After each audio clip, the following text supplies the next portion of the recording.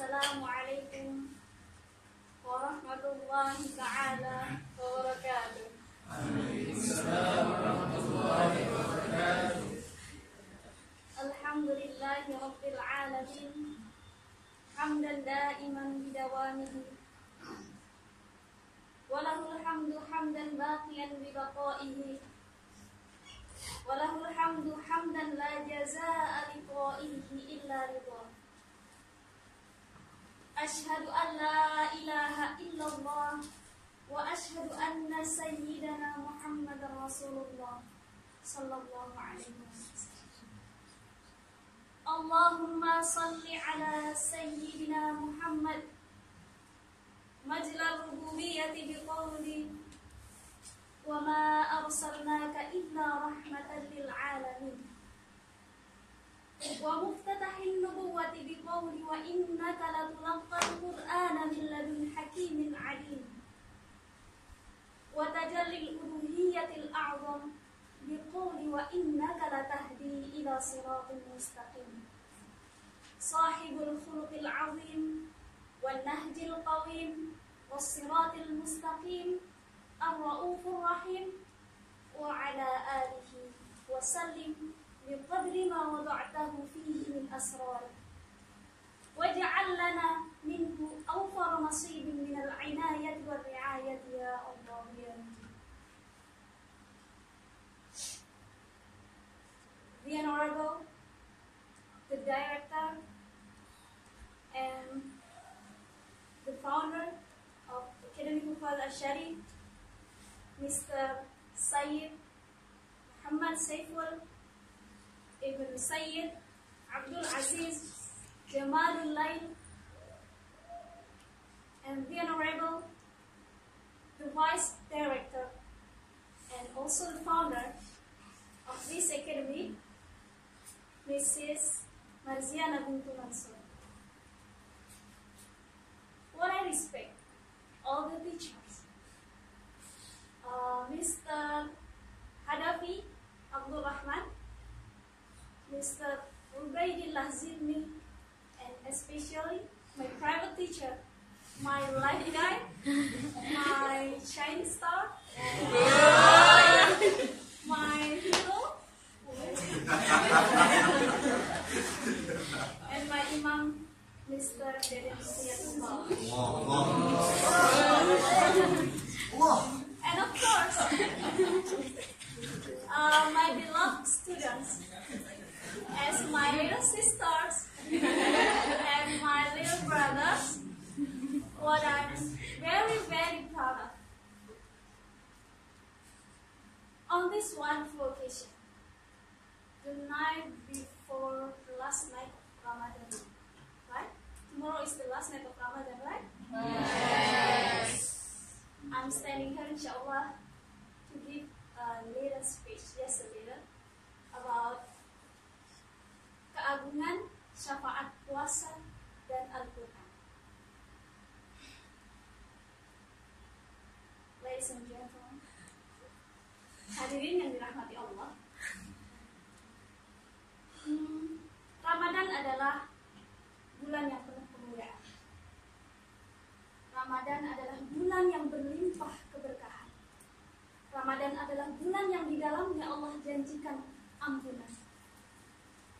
Di Ramadan pula, di bulan yang saat ini sedang kita jalani, berkumpul dua syafaat utama, yaitu puasa dan Al-Quran. Al-Imam Ahmad dalam musnadnya, beliau meriwayatkan bahwa baginda Nabi Muhammad sallallahu alaihi wasallam beliau bersabda, "As-siyamu wal Qur'anu yasfa'ani lil 'abdi yaumal qiyamah." Puasa dan Al-Quran, mereka berdua kelak akan memberi syafaat kepada hamba pada hari kiamat. Tentu hamba yang beriman. Wa yaqulu siyam, dan siam itu puasa. Wa yaqulu siyam, dan puasa itu berkata kelak, "Ayya Rabb, wahai ya Allah, mana'tuhu al-akla wasyahawat bin nahar." Aku waktu itu menghalangi dia dari makan dan syahwat di siang hari. Fasyafi'ni fi. Yang mohon ya Allah jadikan aku sebagai penolong untuknya. Wa yaqulul Qur'an, setelah tadi puasa berkata, Al-Qur'an berkata, ayya Rabb, wahai ya Allah, mana'tuhun nauma billail, aku menahannya dari tidur di malam hari. Fasyafi'ni fi, maka jadikanlah aku syafaat untuknya. Fayasfa'ani, maka dengan izin Allah mereka berdua menjadi syafaat. Hadirin yang merindukan ridha Allah, hari kiamat adalah hari yang besar untuk kita tahu. Hari yang sulit, hari yang dahsyat, yang mungkin kita sendiri tidak terjangkau kita tidak tergambar seperti yang digambarkan dalam Al-Quran. Banyak sekali, kadang kita tidak habis pikir. Seperti di surah Al-Hajj, inna zalzalatas sa'ati syai'un 'azim, bahwa guncangan pada hari kiamat adalah sesuatu yang besar. Yauma tarawunaha tadhhalu kullu murdi'atin arda'at am'an, tadhhalu kullu murdi'atin apa? Yauma tarawunaha tadhhalu kullu murdi'atin amma arda'at. Apa kan? Nah, pada hari itu kamu melihat para ibu yang sedang menyusui anaknya, mereka meninggalkan anak-anak. Kalian tahu kenapa? Kenapa sih hari kiamat digambarkan atau di situ dikisahkan tentang seorang ibu yang menyusui anak? Dr. Mahmud Taufik, salah satu Masyaikh Azhar, pakar balaghah, beliau menjelaskan. Coba sebelumnya saya tanya, di dunia ini siapa orang yang paling sayang dengan kita? Siapa? Yang rela mengorbankan nyawanya untuk kita? Ibu.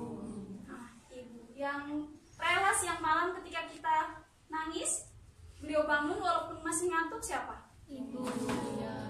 Bahkan beliau rela misal kita terkena bahaya, bahkan mungkin sampai berkata, kalau memang aku bisa menjadi penggantinya, maka biarlah anakku selamat. Pasti seorang ibu seperti itu.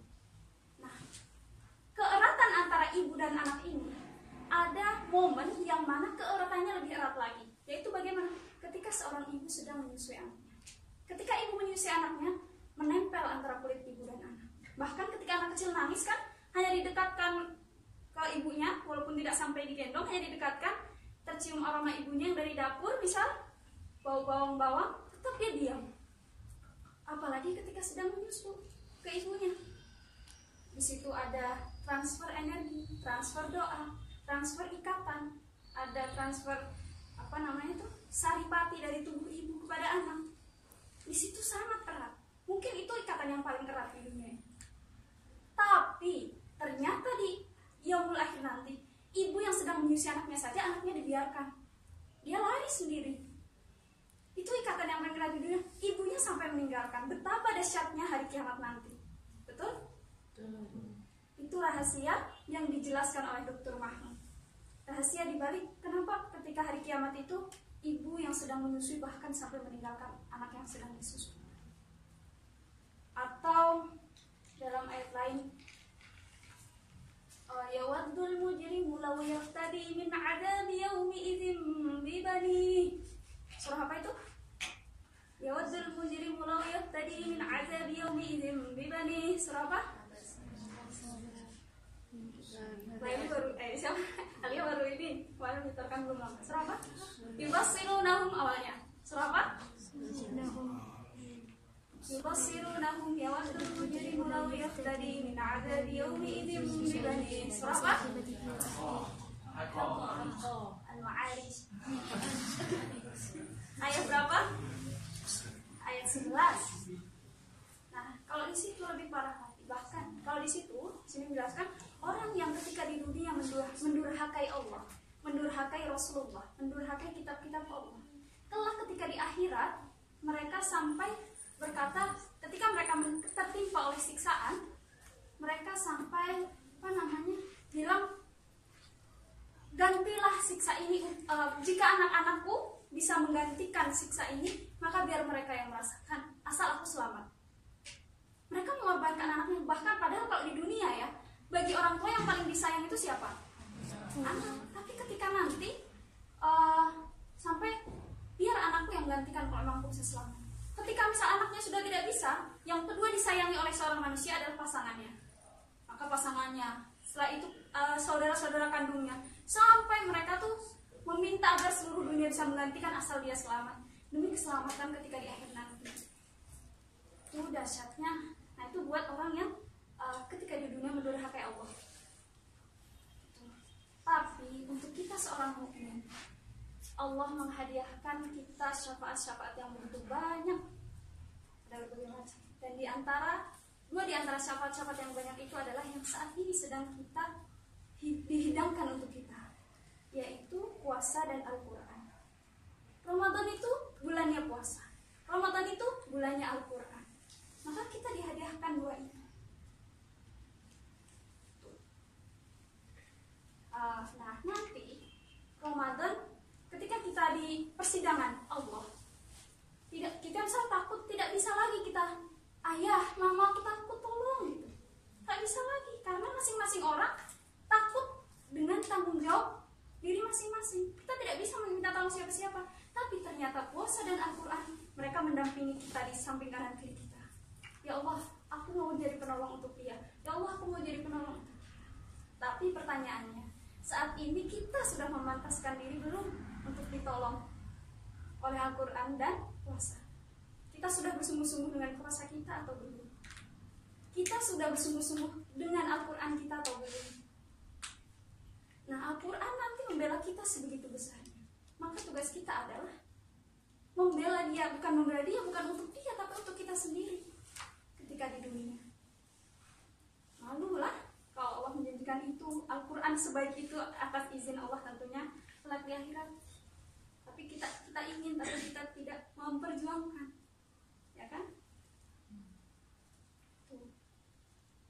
Hadirin yang insya Allah mencintai Al-Quran, bergulirnya waktu sudah mengantar kita di akhir Ramadan, hampir-hampir akhir, sudah termasuk akhir. Tamu agung ini akan segera berpamit, meninggalkan kita dengan sejuta kebaikan dan pelajaran yang Allah titipkan padanya untuk kita. Kesedihan dan derayan air mata dirasakan oleh umat muslim di penjuru dunia. Sebagaimana dulu para sahabat, mereka menangis. Kenapa? Karena takut tidak bertemu lagi dengan Ramadan. Tapi kita sekarang masih punya kesempatan, masih ada berapa puasa? 2 ya? 2 lagi. Ya, kita masih punya kesempatan untuk memperbaiki, untuk memaksimalkan, mengantar kepergian dia. Barangkali Allah masih nanti memberi usia ataupun tidak, yang penting kita maksimal saat ini.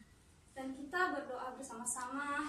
Yang pertama, jika memang di bulan Ramadan ini yang telah kita lewati ada sedikit kebaikan atau amal yang kita lakukan, ya walaupun tidak seberapa, semoga Allah terima.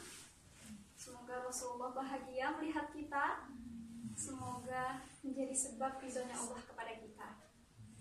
Yang kedua, kalau memang masih ada lalai dalam diri kita di Ramadan ini, kita masih ada malas atau salah atau dosa, semoga Allah ampuni kita. Dan yang ketiga, semoga di akhir Ramadan nanti, ketika kita keluar dari Ramadan, ketika Ramadan sudah pergi, kita menjadi hamba yang lebih baik, menjalani setiap harinya walaupun di luar Ramadan dengan lebih baik. Artinya kita tidak menjadi hamba yang merugi. Kita sudah berusaha baik di bulan Ramadan, di luar Ramadan, dan bahkan setiap detik atau setiap harinya kita harus lebih baik agar bukan menjadi hamba yang merugi.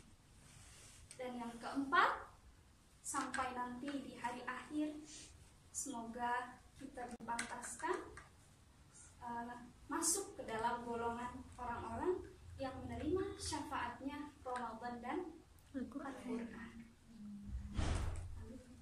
Mungkin itu saja yang dapat saya sampaikan. Banyak salah dan kekurangannya mohon maaf. Billahi taufiq wal hidayah wal ridha wal inayah. Wassalamualaikum warahmatullahi taala wabarakatuh.